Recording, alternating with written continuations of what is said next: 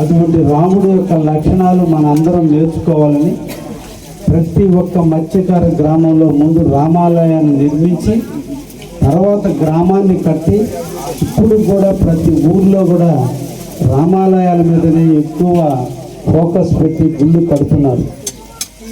మీకు కూడా నేను మీ ఊర్లో రామ మందిరాన్ని ఇంకా పెద్దదిగా కడతానంటే నేను ప్రభుత్వం నుంచి కూడా మీకు డబ్బులు ఇప్పించేదానికి నేను సిద్ధంగా ఉన్నా. ₹1 పెట్టి కట్టాలంటే 25 లక్షలు గ్రామం పెట్టుకుంటే 75 లక్షలు ప్రభుత్వం దగ్గర నుంచి నేను మీకు ఇప్పిస్తాను. అదేవిధంగా విగ్రహాలు కావాలన్నా కూడా మనం తెచ్చుకుందాం.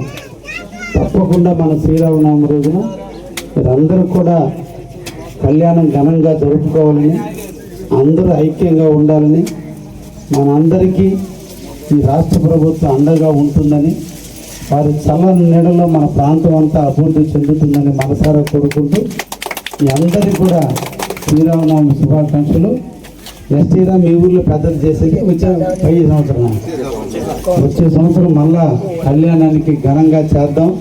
నేను కూడా మళ్ళా వస్తానని మీ అందరికి కూడా తెలియజేస్తూ సెలవు తీసుకుంటున్నాను.